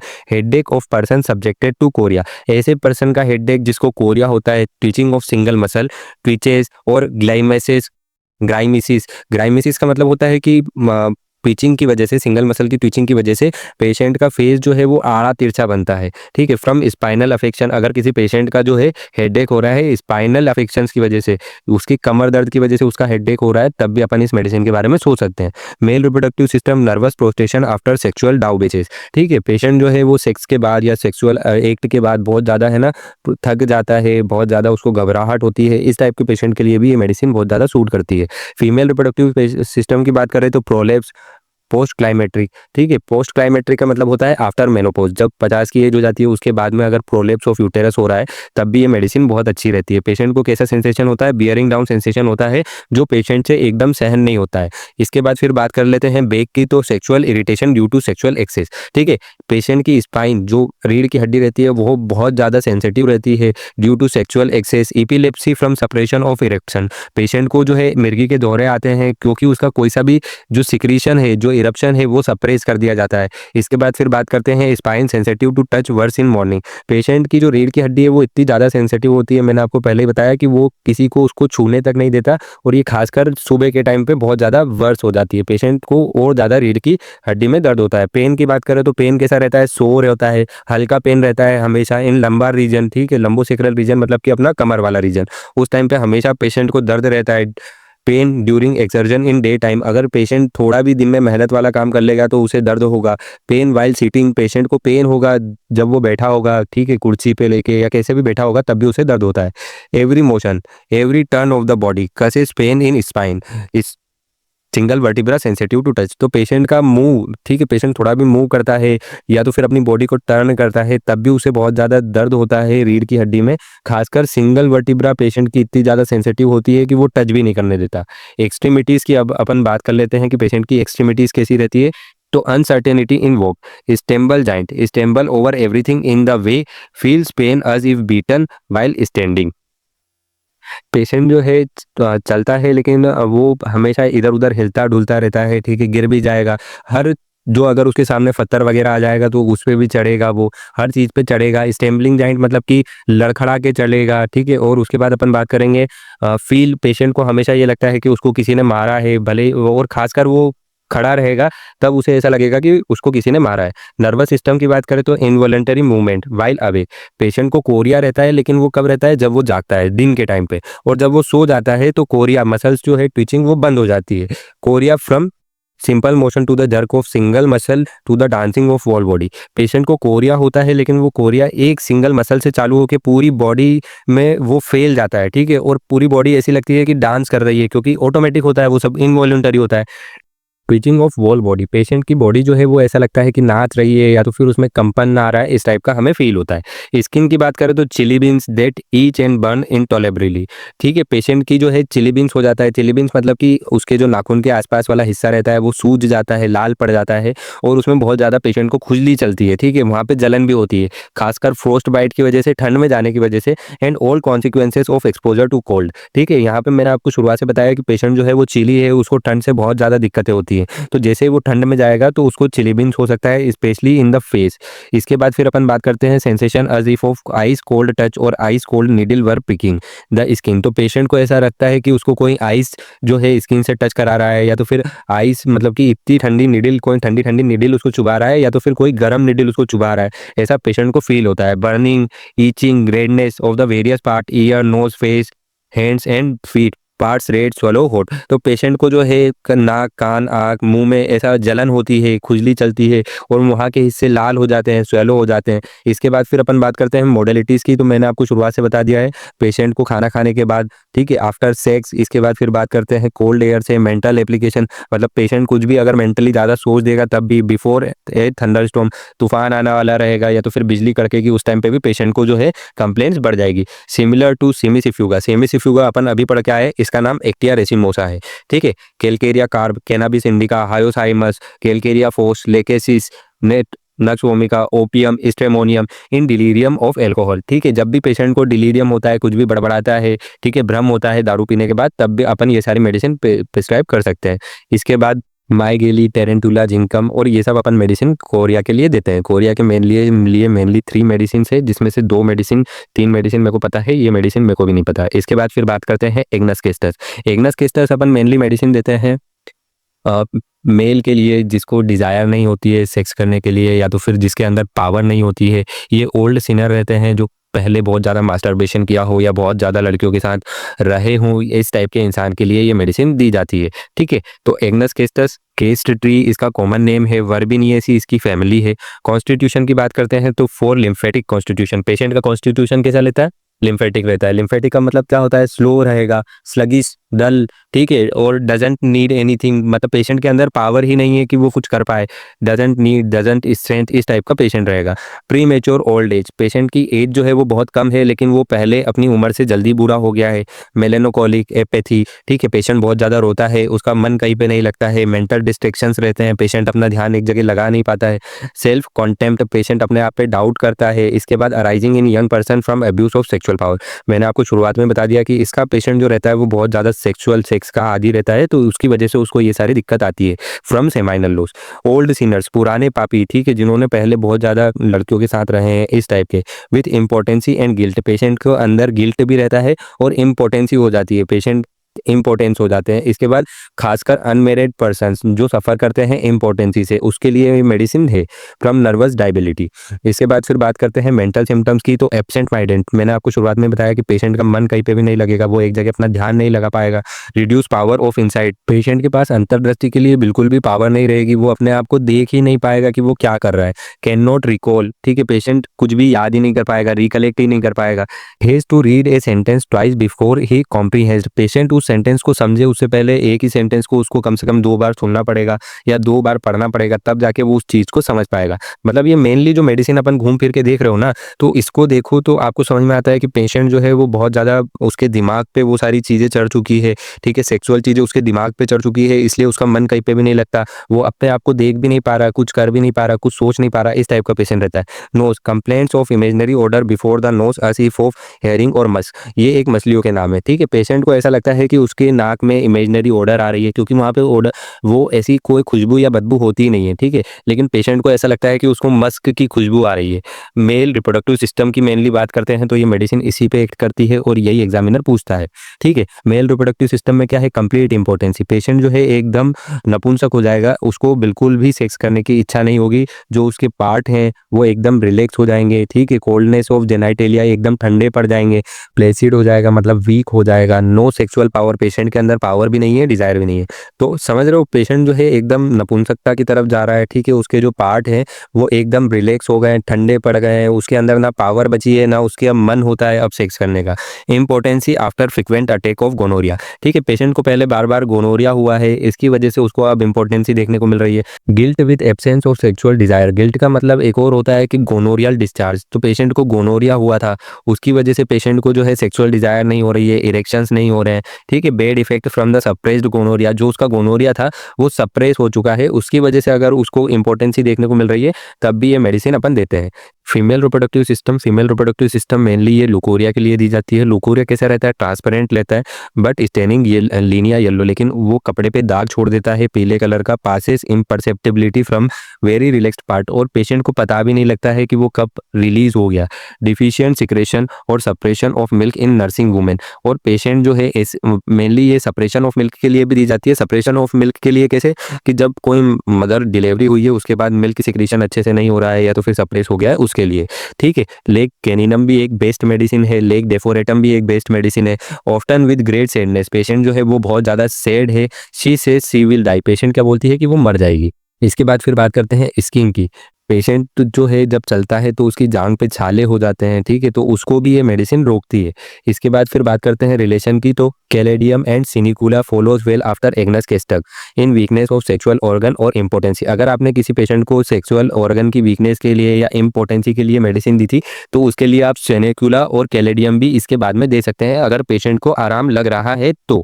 और नहीं लग रहा है तो भी आप इन दोनों मेडिसिन से कंपेयर करके दे सकते हैं। इसके बाद हमारी 5th मेडिसिन हो चुकी है एग्नस केस्टस। अब हम आएंगे 6th मेडिसिन पे, एलुमिना। तो हमारी 6th नंबर की जो मेडिसिन है वो है एलुमिना। एलुमिना हम मेनली यूज़ करते हैं उन पेशेंट के लिए जिनको बहुत पुराने लंबे समय से कोई सी भी डिसीज़ थी, या तो फिर स्किन कंडीशंस के लिए, लुकोरिया के लिए, कॉन्स्टिपेशन के लिए। कॉन्स्टिपेशन ऐसा जो आर्टिफिशियल मिल्क से हुआ है, या तो फिर इनएक्टिविटी ऑफ रेक्टम के लिए अपन डिटेल में देखते हैं। तो कॉमन नेम क्या है? Pure clay. फॉर्मूला क्या है? Al2O3। कौन सा सोर्स है? मिनरल किंगडम की ये मेडिसिन है। कॉन्स्टिट्यूशन की बात कर लेते हैं। तो adapted to a person who suffers from chronic diseases, the aconite of chronic diseases, ठीक है? तो ऐसे पेशेंट जिनको बहुत पुराने लंबे समय से बीमारियां थी, या तो फिर कोई लंबे समय से बीमारी से, रोग से ग्रसित थे, उस टाइप के patient. The aconite of chronic decision, मतलब कि जैसे हम एकोनाइट को यूज़ कर सकते हैं एक्यूट में कि कोई भी आया एकोनाइट दे दी, वैसे ही अगर कोई क्रोनिक कंडीशन में आ रहा है तो हम उसको एलुमिना प्रिस्क्राइब कर सकते हैं। Constitution deficient in animal heat, ऐसे पेशेंट जिनमें शरीर की गर्मी की कमी हो, ठीक है, बॉडी हीट की कमी हो, उस टाइप के patient. Spare dry thin subjected dark complexion, दुबले पतले सूखे सांवले रंग रूप के जो पेशेंट रहते हैं, ऐसे टाइप के पेशेंट। मेंटल जनरल की बात करें तो माइल्ड माइल्ड मतलब कि थोड़े से शांत स्वभाव के, चीयरफुल, हंसमुख, ठीक है, हमेशा हंसते रहते हैं। हाइपोकॉन्ड्रियसिस मतलब कि ऐसे पेशेंट जो अपनी बीमारी के बारे में हमेशा सोचते रहते हैं। Time passes too slowly, an hour seems half a day, ठीक है? तो इन पेशेंट का जो टाइम है वो बहुत धीरे धीरे निकलता है, जैसे कि 1 घंटा ही निकलता है, लेकिन उन्हें ऐसा लगता है कि यार अभी तो आधा दिन निकल गया है। कैनाबिस इंडिका एक और मेडिसिन है जिसमें टाइम पासेस, बहुत ज़्यादा टाइम स्लोली पास होता है। फिजिकल जनरल की बात करें तो फिजिकल जनरल में है अबनॉर्मल एपिटाइट, मतलब कि पेशेंट की जो एपिटाइट है, भूख, वो काफ़ी अलग होगी बाकी लोगों से। Craving for starch, chalk, charcoal, cloves, tea groundnuts, acrids and indigestible thing, potato disagrees. तो पेशेंट को ऐसी चीज़ों की बहुत ज़्यादा इच्छा होगी जिनमें स्टार्च बहुत ज़्यादा हो, या तो फिर चौक मतलब कि मिट्टी हो या चौक हो, चारकोल कोयला हो, लौंग हो, पीसी हुई चाय की पत्ती हो, ठीक है, और खट्टे अचार हो गया जिस टाइप से, और भी ऐसी चीज़ें जो उसको डाइजेस्ट ही नहीं होती है लेकिन उसको उन सब की इच्छा होती है। और पोटैटो को पेशेंट जो है वो डिसएग्री कर देता है, खाना नहीं चाहता है, उसे पसंद नहीं होता है। टॉकिंग फटीग्स, फेंट and tired, must sit down. तो पेशेंट ऐसा रहता है कि एकदम वो बातचीत करने से भी उसको थकान फील होती है। पेशेंट बातचीत भी नहीं करना चाहता है, अगर बातचीत करेगा तो उसे चक्कर आएंगे, थकान महसूस होगी और उसे बैठना पड़ेगा, तभी जाके उसको आराम लगेगा। गैस्ट्रोइंटेस्टाइनल सिस्टम की बात करें तो chronic irritation from ears worse in evening. तो पेशेंट को बहुत लंबे समय से खट्टी डकार आती रहती है लेकिन वो उसका कोई इलाज नहीं कराता, और जो खासकर उसको ये सब होता है इवनिंग में उसको बहुत ज़्यादा डकार आती है। Constipation, no desire for and no ability to pass stool until there is a large accumulation, ठीक है? तो पेशेंट ऐसा रहता है कि वो फ्रेश होने के लिए नहीं जाता है, उसको ना कोई डिज़ायर होती है, ना उसके पास इतनी पावर होती है कि वो स्टूल पास कर सके।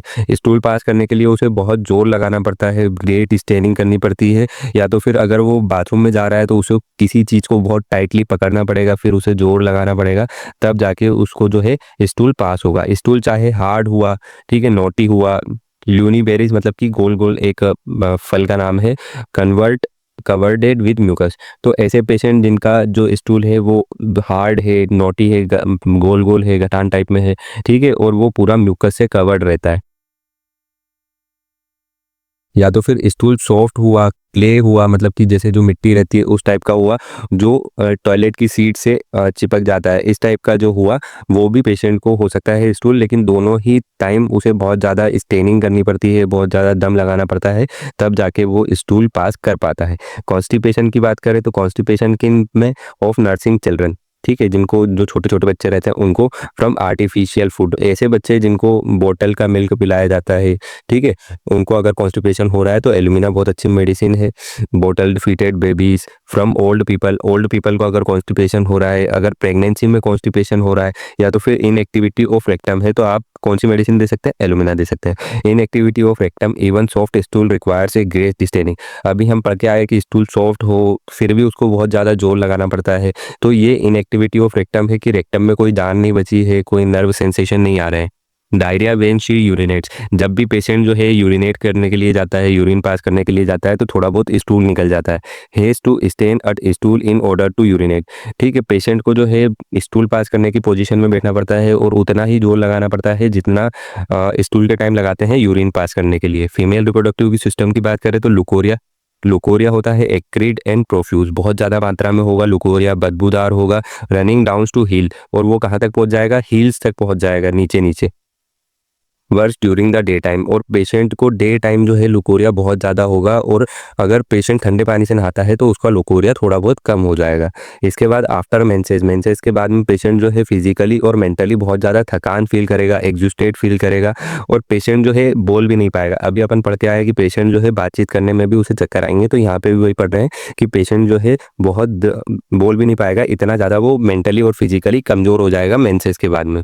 रेस्पिरेटरी सिस्टम की बात करें तो all irritating thing, salt, wine, vinegar, pepper immediately produce cough.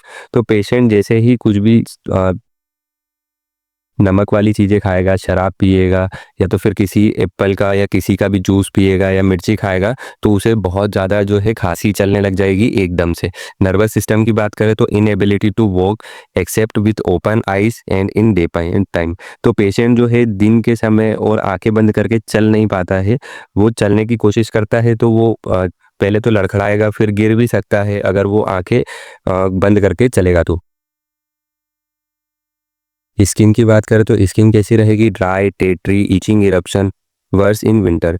तो पेशेंट को एक्जिमा हो जाएगा, और वो एक्जिमा कैसा रहेगा, ड्राई टाइप का एक्जिमा रहेगा। एक्जिमा दाद होते हैं, दाद हो जाएंगे, और वो दाद जो रहेंगे वो ड्राई रहेंगे।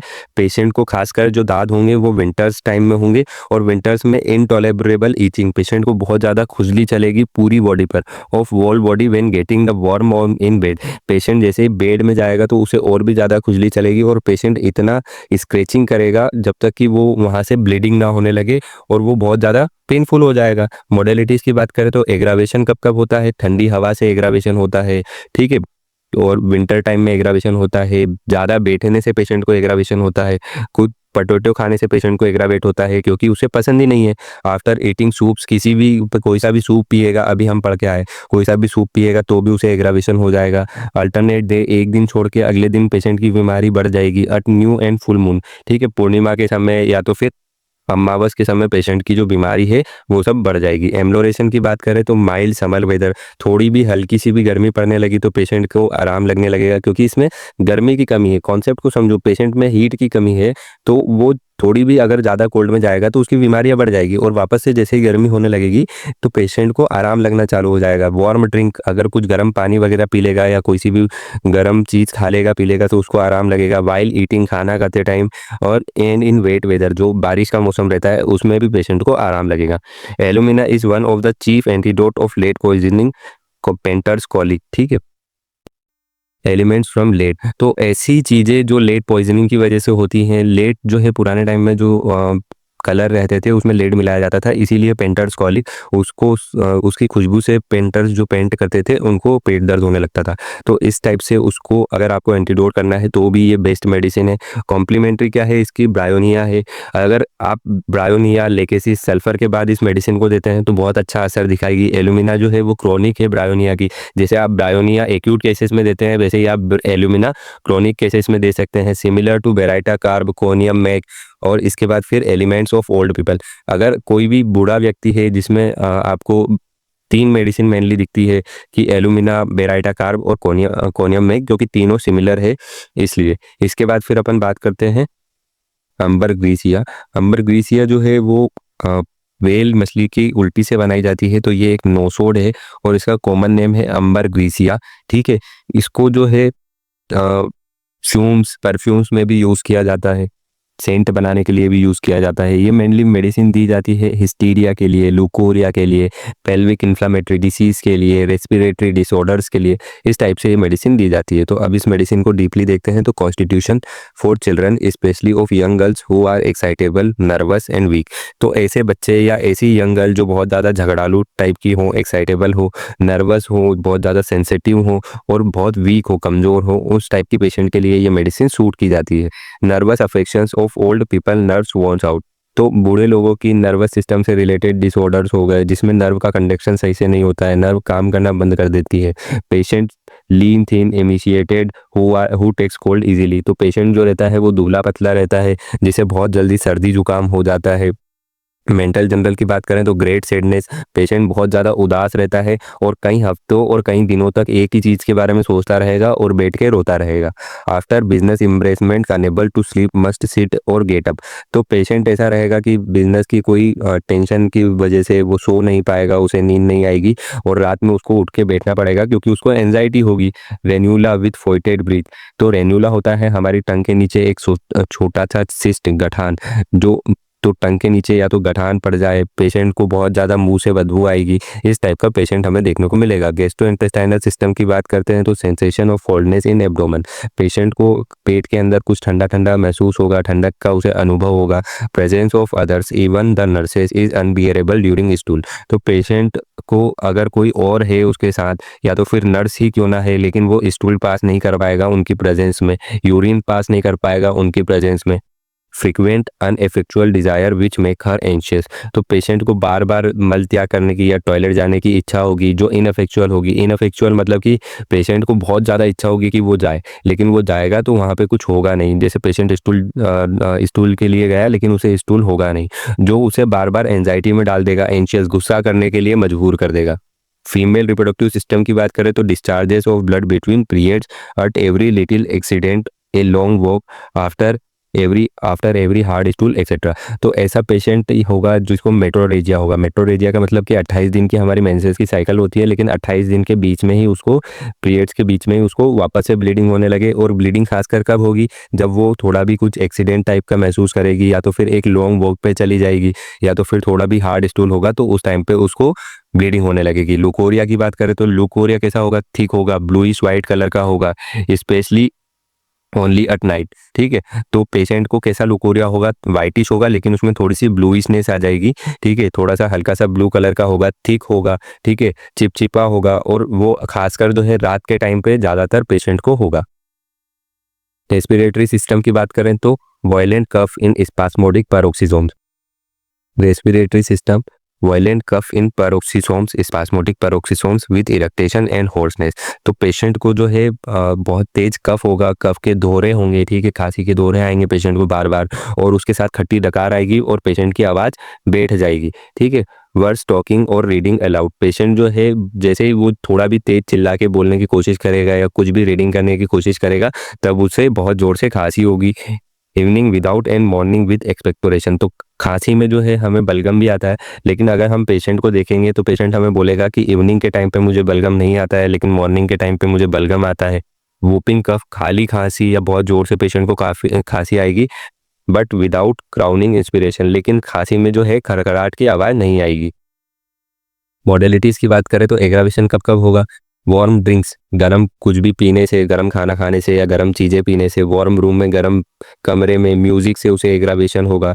ठीक है। लाइंग डाउन, अगर पेशेंट थोड़ा भी लेटेगा तो उसे एग्रावेशन होगा। रीडिंग और टॉकिंग अलाउड, थोड़ा भी तेज बोलेगा या कुछ चीज़ रीड करने की कोशिश करेगा तब उसे एग्रावेशन होगा। प्रेजेंस में, अगर कोई दूसरे इंसान उसके साथ है तो उसको एग्रावेशन होगा। आफ्टर वॉकिंग, पेशेंट जैसे ही सो के उठेगा वेकिंग, तो उसे उस टाइम पे भी एग्रावेशन होगा, सिम्टम्स बढ़ जाएंगे। एम्ब्लोरेशन की बात करें तो खाना खाने के बाद, ठंडी हवा में, ठंडे खाने पीने से और rising in the bed, bed से उठने के बाद पेशेंट को जो है आराम लग जाएगा, उसकी कंप्लेंट्स कम हो जाएगी। रिलेशन की बात करें तो एसाफोइटिडिया, सिमिसिफ्यू का, जिसे अपन एक्टिया रेसिमोसा बोलते हैं, coca, ignatia, moschus, phosphorus, veratrum, valerian sorry, तो ये सारी हमारे पास जो मेडिसिन है वो हम मेनली हिस्टीरिया के लिए यूज़ करते हैं। तो सारी मेडिसिन लगभग लगभग सिमिलर दिखेगी। अब इसके बाद जो हमारे पास 8th नंबर की मेडिसिन है वो है एनाकार्डियम ओरिएंटली। एनाकार्डियम ओरिएंटली, अगर सिंपल लैंग्वेज में इस मेडिसिन की थीम बताऊं तो ये मेडिसिन जो है मेंटल सिम्टम्स पे बहुत अच्छा एक्ट करती है। पेशेंट जो रहेगा वो भुलक्कड़ रहेगा, उसने जो कुछ भी किया वो सब उसे याद नहीं रहेगा। ठीक है। और पेशेंट को जो है श्राप देने की, कस्में खाने की, दूसरों के बारे में बुरा बोलने की बहुत आदत होती है। ठीक है। वो हमेशा यही करता रहता है। पेशेंट को ऐसा लगता है कि उसकी दो आत्मा है, एक उससे बोल रही है कि ये काम करो, एक उससे बोल रही है कि ये काम मत करो। दूसरों पे हमेशा सस्पेक्ट रहेगा, हमेशा शक करेगा कि कोई मेरा बुरा करना चाहता है, ये मेरा बुरा, तो शक की निगाह से देखेगा हमेशा दूसरों को। ठीक है। और पूरी बॉडी में उसको प्लग्ड सेंसेशन रहेगा कि कुछ फंसा हुआ है। उसको ऐसा लगेगा कि उसके जो बॉडी पार्ट्स है उसके आसपास किसी ने बैंड बांध रखा है, उसको कंट्रोल कर रहा है, ऊपर से उसको कोई ब्लंट इंस्ट्रूमेंट से दबा रहा है। इस टाइप का पेशेंट रहेगा। तो एनाकार्डियम ओरिएंटली, कॉमन नेम क्या है इसका? मार्किंग नग, एनाकार्डियेसी फैमिली से बिलोंग करता है। मेंटल सिम्टम्स की बात करें तो sudden loss of memory, patient जो रहता है वो भुलक्कड़ रहता है, एकदम से उसने जो कुछ भी अभी किया है वो सब उसे याद नहीं रहता है। Everything seems to be in dream, patient ने अभी जो भी किया है उसे ऐसा लगता है कि ये सब अभी उसने सपने में किया है, उसे कुछ भी चीज़ें याद ही नहीं रहती है। Patient is greatly trouble about his forgetfulness, ठीक है। ऐसा कोई भी पेशेंट होगा तो वो ट्रबल में तो रहेगा ही सही, बहुत ज़्यादा परेशान रहेगा उसकी भूलने की आदत से। कंफ्यूज्ड पेशेंट रहेगा और बिजनेस के लिए अनफिट रहेगा। बिजनेस के लिए अनफिट क्यों रहेगा?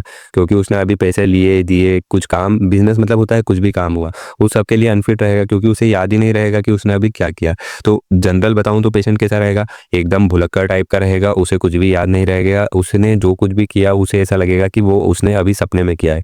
इस वजह से वो बहुत ज़्यादा परेशान रहेगा, हमेशा कंफ्यूज्ड स्टेट में रहेगा और बिजनेस के लिए अनफिट रहेगा। Dispose to malicious, seems bent on weakness, patient जो रहेगा वो एकदम दूसरों के प्रति जेलस रहेगा। ठीक है। और जेलेसी में उसको ऐसा लगेगा कि मैं इसका बुरा कर दूं, हमेशा बुरा करने की उसके अंदर चाहत रहेगी दूसरों के प्रति। Irresistible desire to curse and swear, patient को है ना बहुत ज़्यादा डिजायर होगी कि वो दूसरे को श्राप दे, कस्में खाए, दूसरे के लिए बुरा बोलता है हमेशा और हमेशा कस्में खाता है। अगर कोई पेशेंट है जो हमेशा प्रे कर रहा है भगवान से तो उसके लिए अपने पास आ जाती है स्ट्रेमोनियम, लेक कैनिनम, लेक टिग्नियम, लीलियम टिग्लियम और नाइट्रिक एसिड भी मेडिसिन है। इसके बाद फिर बात करते हैं lake of confidence in himself and other, patient के अंदर खुद के लिए कॉन्फिडेंस नहीं रहता है। कॉन्फिडेंस क्यों नहीं रहेगा? क्योंकि उसे भूलने की बीमारी है। और दूसरे के अंदर कॉन्फिडेंस इसलिए नहीं रहेगा क्योंकि पेशेंट को ऐसा लगता है कि ये मेरा बुरा करना चाहता है, क्योंकि उसके अंदर, खुद के अंदर ये भावना रहती है ना कि मैं दूसरे का बुरा करूं, तो उसे ऐसा लगेगा कि सामने वाला भी मेरा बुरा करना चाहता है। Feel us feels us thought he had two wills, one commanding him and to do what other for हिप्स, तो पेशेंट को ऐसा लगेगा कि उसकी दो आत्मा है, दो विल है। एक आत्मा उससे बोल रही है कि ये काम करो, दूसरी आत्मा ये बोल रही है कि ये काम मत करो। When walking is anxious as if someone were pushing him, suspect everything around him, तो पेशेंट जो रहेगा जब भी चलेगा, घूमेगा फिरेगा तो एंशियस रहेगा, चिंता में रहेगा, टेंशन में रहेगा, कि पेशेंट को ऐसा लगेगा कि कोई मेरा पीछा कर रहा है, परसुइंग हिम, पेशेंट को ऐसा लगेगा कि कोई मेरा पीछा कर रहा है। सबको हमेशा सस्पेक्ट, शक की निगाह से देखेगा और हमेशा हर चीज को शक की निगाह से देखेगा जो भी उसके आसपास आएगा उसको। हाइपोकॉन्ड्रिक पेशेंट जो रहेगा अपनी ही प्रॉब्लम के बारे में हमेशा सोचता रहेगा, उसको ऐसा लगेगा कि मैं अंदर से बीमार हूँ।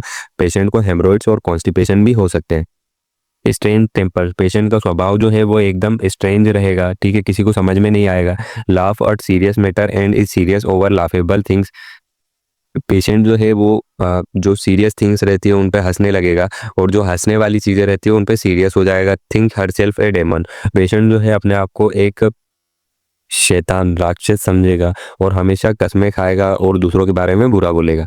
Sensation as of a hoop और band around a part. Patient को जो है सेंसेशन रहेगा कि उसके जो बॉडी पार्ट है उसके आसपास एक हुप, एक घेरा बना हुआ है या तो फिर एक बेंड बंधा हुआ है।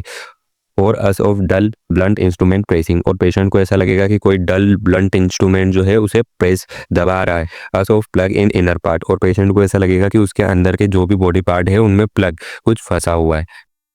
Weakness of all senses, patient की जितने भी सेंसेस रहते हैं, देखना, सुनना, टेस्ट करना, ठीक है, बोलना, ये सब वीक रहेंगे। हेडेक की बात करें तो पेशेंट को हेडेक कैसा रहेगा? हेडेक जब भी पेशेंट को होगा तो वो खाना खाने से जो है उसको आराम लगेगा हेडेक में। जब भी वो लेटेगा पलंग के ऊपर तब उसको आराम लगेगा, या तो फिर जब उसको नींद आती हुई रहेगी, फीलिंग एस्लीप, पेशेंट को नींद आने जैसी भावना रहेगी, तब भी उसको हेडेक में आराम लगेगा। और हेडेक बढ़ कब जाएगा? जब वो थोड़ा भी मोशन करेगा, हिलेगा ढुलेगा या थोड़ा भी काम करेगा उस टाइम पे।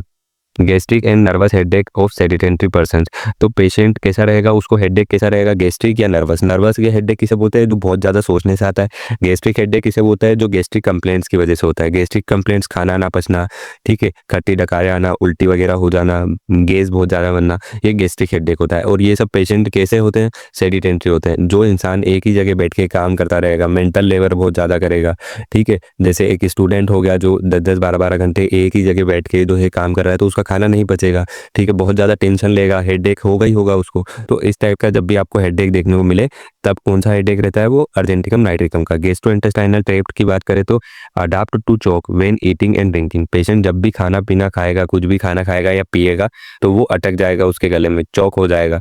पेशेंट को जो है, क्योंकि वो खाना जो है बहुत जल्दी जल्दी खाता है, हिस्टेली खाता है, इसलिए उसको खाना ट्रेकिया में चला जाता है, ठीक है, इसोफेगस में ना जाके, इसलिए वो बार बार चोक हो जाता है। सिम्टम्स डिसअपेयर व्हाइल ईटिंग, और खाना खाने से उसको आराम लगता है। स्टमक की बात करें तो sensation of fasting all gone come on only when stomach is empty, patient को जब भी खाना खाने बैठेगा, ठीक है, तो उसको ऐसा लगेगा कि एकदम उसका पेट जो है खाली है, उसने अभी जैसे कोई फास्ट रखा हुआ हो उस टाइप से उसको फील होगा। पेशेंट को ऐसा लगेगा कि मेरा पेट एकदम खाली है, और उसके जो ये सिम्टम्स है वो ईटिंग, खाना खाने से आराम लगेगा।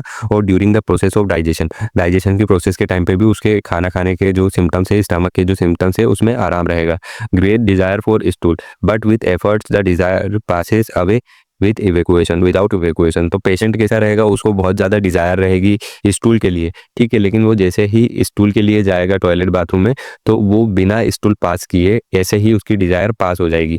रेक्टम उसका कैसा लगेगा? एकदम पावरलेस लगेगा, पैरालाइज्ड लगेगा, with sensation as if plugged up, और उसको ऐसा लगेगा कि वहाँ पे रेक्टम में कुछ फंसा हुआ है, प्लग्ड अप सेंसेशन रहेगी उसको। Skin what's on palms of hand, patient की हथेलियों पे जो है वो मस्से हो जाएंगे, वॉट्स हो जाएंगे। रिलेशन की बात करें तो compare rhus tox, rhus rad, rhus ven, इन तीनों मेडिसिन से आप इसे कंपेयर कर सकते हैं, मतलब पूरी रेड फैमिली, रस्टॉक्स फैमिली जो है वो इसमें आ जाती है। Symptoms are prone to go from right to left, और इसके सारे सिम्टम्स जो है वो राइट साइडेड से लेफ्ट साइड में जाएंगे। Anacardium follows well after lycopodium and pulsatilla, lycopodium और पल्सटिला के बाद आप एनाकार्डियम को देंगे तो आपको बहुत अच्छे रिजल्ट देखने को मिलेंगे।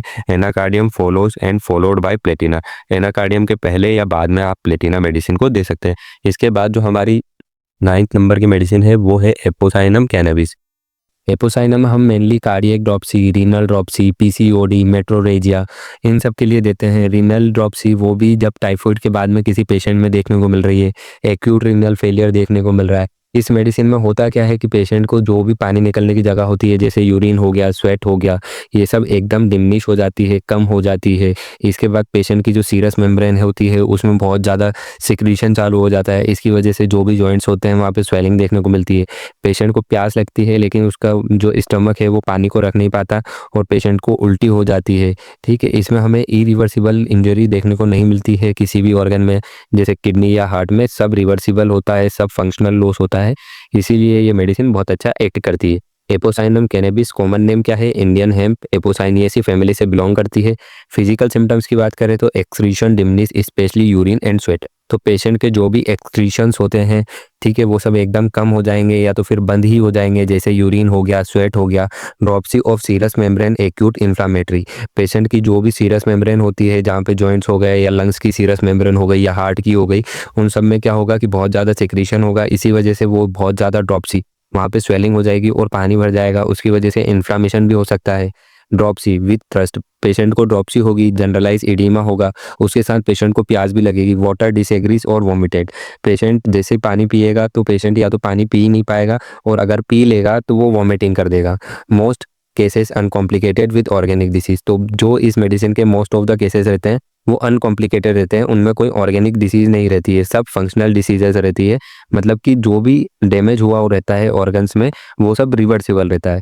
मेनली आफ्टर टाइफॉइड हो गया, टाइफस हो गया, स्कारलेटिना, सिरोसिस, एबूस ऑफ क्वानिन, ये एक ड्रग का नाम है। अगर इन सब के बाद हमें कोई सा भी ये सब जनरलाइज एडिमा देखने को मिल रहा है तो हम एपोसाइनम मेडिसिन दे सकते हैं। हेड सिम्टम्स की बात करें तो एक्यूट हाइड्रोसिफिलिस, हाइड्रोसिफिलिस का मतलब होता है कि सर में पानी का भरा जाना, तो एक्यूट हाइड्रोसिफिलिस विथ ओपन सूचर, जो सूचर्स है वो ओपन हो जाएंगे, पेशेंट स्टूपिड टाइप का हो जाएगा, एकदम कमजोर हो जाएगा, चक्कर आएंगे उसको, पेशेंट की जो एक आंख की रोशनी है वो चली जाएगी, site of one I is lost, constant and voluntary motion of one arm and one leg, patient जो है अपने एक हाथ और एक लेग को हमेशा कॉन्स्टेंटली मूव करता रहेगा, लेफ्ट आर्म और लेफ्ट लेग होगा तो ब्रायोनिया, फोरहेड प्रोजेक्टेड, पेशेंट का जो माथा है वो बाहर की तरफ निकला हुआ दिखेगा।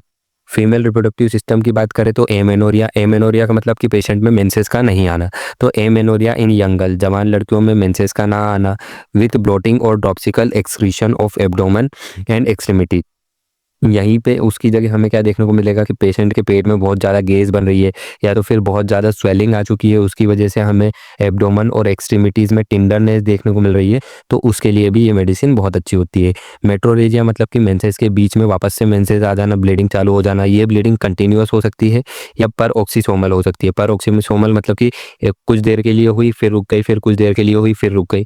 जो ब्लड की कंसिस्टेंसी है वो फ्लूइड भी हो सकती है, एकदम पानी जैसा भी हो सकता है या क्लोटेड भी हो सकता है। पेशेंट को नोजिया, वॉमिटिंग, पाल्पिटेशन, जो हार्ट जो है वो बहुत तेज तेज बीट करने लग जाए भी हो सकता है। पल्स जो है वो बहुत ज़्यादा क्विक हो सकती है और फीलेबल हो सकती है, मतलब कि हम बाहर से ही उन पल्स को फील कर सकते हैं। पेशेंट थोड़ा भी मूव करेगा तो वाइटल डिप्रेशन मतलब कि पेशेंट जो है वो बहुत ज़्यादा कमज़ोर हो जाएगा। Fainting when rising from head from pillow, patient अगर तकिए पे लेटा हुआ है और वहाँ से उठने की कोशिश करेगा तो भी पेशेंट को क्या है कि चक्कर आएंगे। रेस्पिरेटरी सिस्टम की बात करें तो कफ, उसे खांसी हो सकती है, खांसी कैसे रहेगी, शॉर्ट या ड्राई रहेगी या तो फिर ड्रूप और लूजन रहेगी। ड्यूरिंग प्रेगनेंसी अगर कफ है तो मेनली ये मेडिसिन हम प्रिस्क्राइब करते हैं। सिमिलर किसके है ये मेडिसिन, एसिटिक एसिड के, एपिस, लेकिन एपिस में बिल्कुल भी प्यास नहीं लगती है। आर्सेनिक, चाइना, डिजिटेलिस इन ड्रॉप्सिकल इन्फेक्शन, जो भी ड्रॉप्सिकल इन्फेक्शन अगर हमें देखने को मिल रहे हैं तो उसमें हम ये 4-5 मेडिसिन दे सकते हैं। Datura orientalis has cured bad case of generalised dropsy after apis, apocynum and digitalis failed, जब भी एपिस, एपोसाइनम और डिजिटेलिस फेल हो जाती है जनरलाइज्ड ड्रॉप्सी को क्योर करने के लिए, तब ब्लाटा ओरिएंटलिस भी एक मेडिसिन आती है। अब हमारी जो 10th मेडिसिन है इस वीडियो की आखिरी मेडिसिन वो है अर्जेंटिकम नाइट्रिकम। अर्जेंटिकम नाइट्रिकम, ये मेडिसिन मेनली हम एग्जाम फंक के लिए, एंजाइटी न्यूरोसिस के लिए, नर्वस डायरिया के लिए, क्रॉनिक कंजक्टिवाइटिस, ऑप्थेल्मिया नियोनेटम, इन सब डिसीज़ के लिए ये मेडिसिन हम मेनली प्रिस्क्राइब करते हैं। इसका पेशेंट बहुत अजीब रहता है, उसका टाइम बहुत धीरे धीरे पास होता है, उसे खुली हवा में जाना अच्छा लगता है, शुगर खाना उसे अच्छा लगता है, लेकिन वो जब भी चीनी खाएगा, शक्कर खाएगा तो उसकी कंप्लेंट्स बढ़ जाएगी। वो जब भी बाहर जाएगा तो घबराहट की वजह से उसे डायरिया लग जाएगा। इस टाइप का इस मेडिसिन का पेशेंट रहता है। तो अर्जेंटिकम नाइट्रिकम ये हमारी लास्ट मेडिसिन होने वाली है इस वीडियो की। सिल्वर नाइट्रेट इसका कॉमन नेम है, AgONO5 इसका फॉर्मूला है, मिनरल किंगडम की ये मेडिसिन है। कॉन्स्टिट्यूशन की बात करें तो always think of argentum nitricum on seeing withered, dried up, old looking patient, तो जब भी आप बूढ़े, सूखा हुआ व्यक्ति, एकदम जो दुबला पतला हो, इस टाइप का जब भी आप पेशेंट देखें तो आपको सबसे पहले दिमाग में आना चाहिए अर्जेंटिकम नाइट्रिकम का पेशेंट है।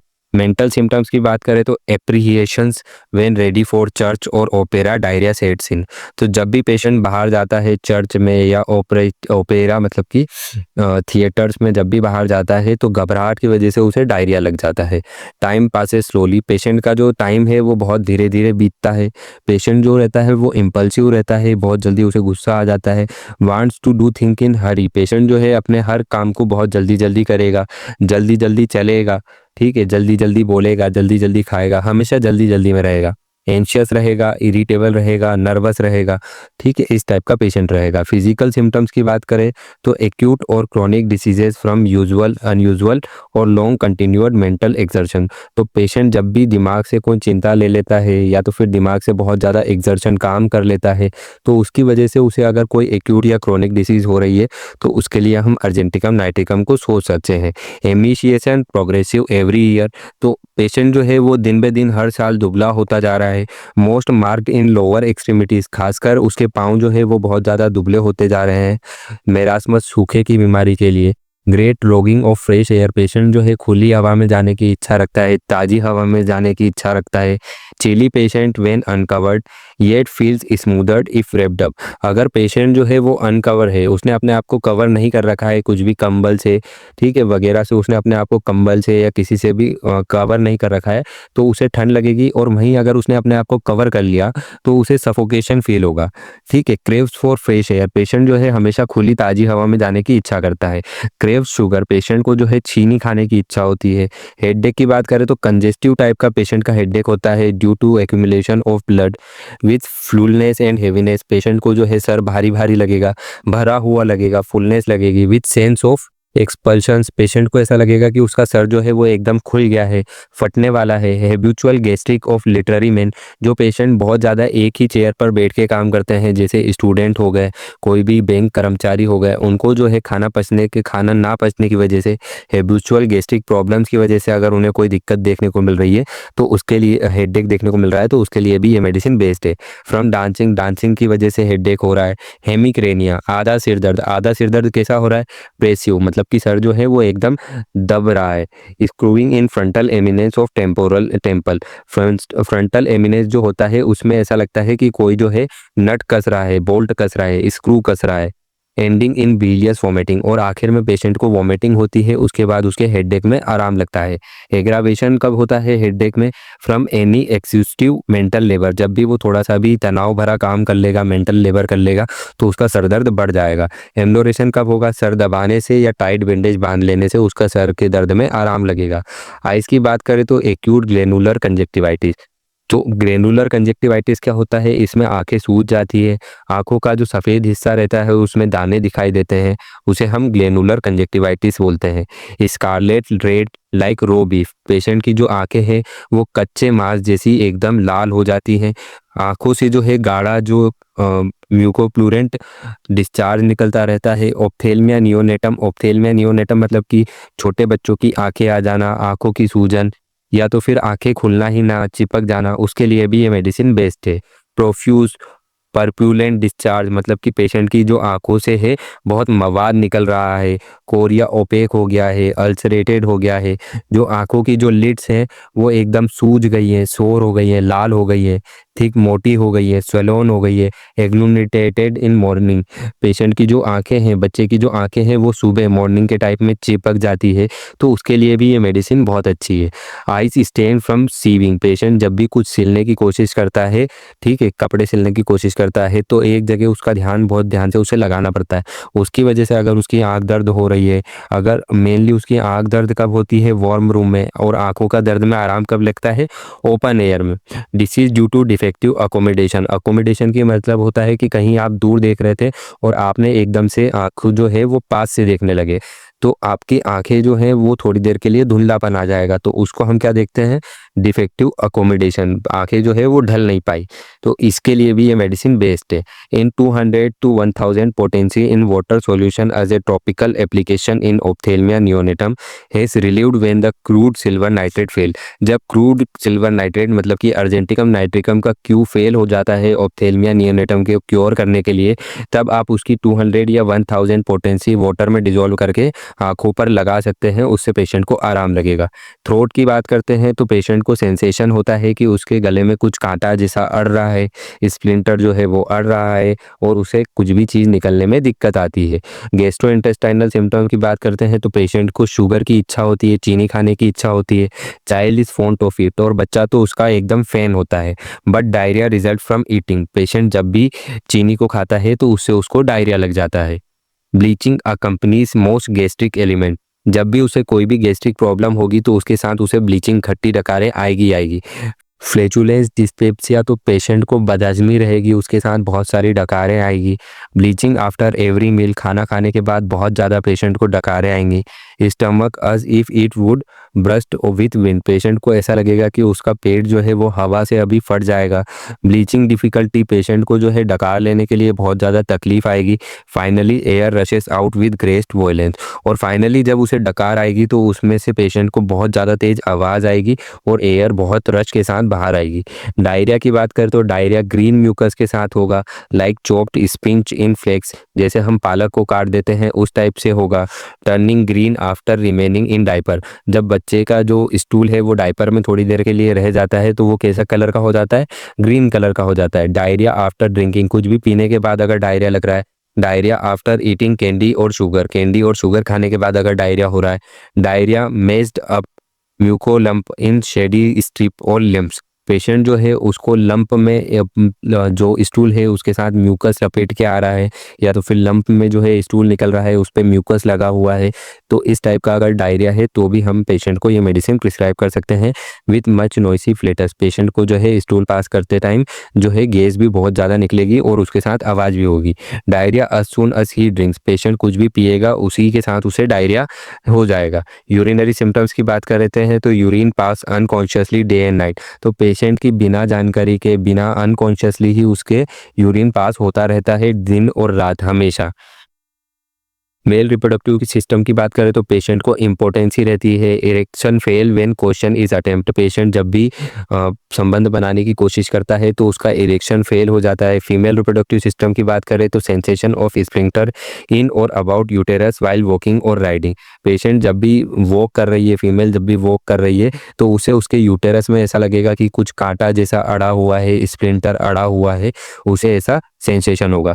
कोशर्ट करने टाइम पेशेंट को पेनफुल रहेगा, बहुत सेक्सेस में मेल में भी पेनफुल रहेगा, फीमेल में भी पेनफुल रहेगा। Question followed by bleeding from vagina, ठीक है, संबंध बनाने के बाद पेशेंट को ब्लीडिंग होगी वेजाइना से। मेट्रोरेजिया भी हो सकता है इन यंग विडोज, जो यंग विधवा लड़की होती है उसके अंदर अगर आपको मेट्रोरेजिया देखने को मिल रहा है। स्टर्लिटी देखने को मिल रही है। नर्वस इरेथमियाज देखने को मिल रहे हैं मेनोपॉज के टाइम, मतलब कि पेशेंट जो है वो बहुत ज़्यादा मेनिया में जा रही है, तब भी आप ये मेडिसिन प्रिस्क्राइब कर सकते हैं। रेस्पिरेटरी सिस्टम की बात करें तो chronic laryngitis of singers, the high tone causes cough, ठीक है, जैसे ही कोई सिंगर जो है उसको क्रोनिक लेरेंजाइटिस है, लेरेंजाइटिस मतलब कि लेरिंग्स का इन्फ्लामेशन है, जैसे ही जो सिंगर है गाना गाना चालू करता है और अपनी आवाज़ को धीरे धीरे बढ़ाता है, हाई टोन की तरफ लेके आता है, तो उसकी आवाज़ जो है वो कफ होने लगता है, उसे खांसी आने लगती है, तो उसके लिए भी ये मेडिसिन बहुत अच्छी है। नर्वस सिस्टम की बात करें तो walks and stand and steadily, patient जो है वो लड़खड़ा के चलता है, लड़खड़ा के खड़ा होता है, जब उसे कोई देख नहीं रहा तो होता है तब वो लड़खड़ा के चलता है। कन्वर्जन्स आते हैं उसे, जो बहुत ज़्यादा रेस्टलेसनेस में प्रोसीड हो जाते हैं। Great weakness of lower extremities, उसके जो पाँव रहते हैं वो बहुत ज़्यादा वीक रहते हैं। ट्रेम्बलिंग, उनमें जो है वो कांपते हैं। Can not walk with the eyes close, अगर पेशेंट की आंखें बंद है तो वो चल भी नहीं पाता है। मॉडलिटीज़ की बात करें तो एग्रावेशन कब कब होता है, कोल्ड फूड से, कोल्ड एयर से, eating sugar, ice cream, unusual mental exertion, इन सब से उसे एग्रावेशन होता है। एम्लोरेशन कब कब होता है, ओपन एयर, खुली हवा में। Craves the wind blowing in his face, अगर उसके मुंह के ऊपर अगर कोई पंखा चला रहा है तो भी उसे अच्छा लगेगा। बाथिंग विथ कोल्ड वाटर, अगर ठंडे पानी से नहा रहा है तो भी उसे अच्छा लगेगा। रिलेशन की बात करते हैं तो natrum mur for bad effect of cauterising with the nitrate of silver, अगर किसी पेशेंट को कोटोराइज किया है आपने तो उसकी वजह से अगर सिल्वर नाइट्रेट के साथ, तो उसकी वजह से अगर कोई बेड इफेक्ट देखने को मिल रहा है तो नेट्राम्यूर उसे एंटीडोट कर देगा। कोफिया इंक्रीज द नर्वस हेडेक, अगर किसी पेशेंट को नर्वस हेडेक था और उसको आपने गलती से कोफिया मेडिसिन दे दी है तो उसका हेडेक बढ़ जाएगा। फिर आपको समझ जाना है कि इसको नर्वस हेडेक है तो इसको हम के क्या देना है, अर्जेंटिकम नाइट्रिकम देना है। Boys complaint after using tobacco, tobacco use करने के बाद अगर कोई आपको कंप्लेंट देखने को मिल रही है, तंबाकू खाने के बाद अगर कोई बीमारियां देखने को मिल रही है तो उसके लिए भी ये मेडिसिन बहुत अच्छी है। सिमिलर, इसके मेडिसिन के सिमिलर कौन कौन सी है, नेट्रम म्यूरेटिकम, नाइट्रिक एसिड, लेकेसिस, ओएरम ट्रिफाइलम, ठीक है, ये सब मेडिसिन इस मेडिसिन के सिमिलर है। After veratrum album lycopodium follows well in flatulence dyspepsia. अगर किसी को फ्लैचुलेंस डिस्पेप्सिया है तो उसके लिए ये 2 मेडिसिन भी बेस्ट है। अगर आपको ये वीडियो अच्छी लगी हो तो हमारी वीडियो को लाइक करें। अगर आपका कोई सवाल है तो मुझसे कमेंट बॉक्स में ज़रूर पूछें और अपने दोस्तों के साथ इस वीडियो को ज़रूर शेयर करें ताकि ज़्यादा से ज़्यादा बच्चों की मदद हो सके। Thank you.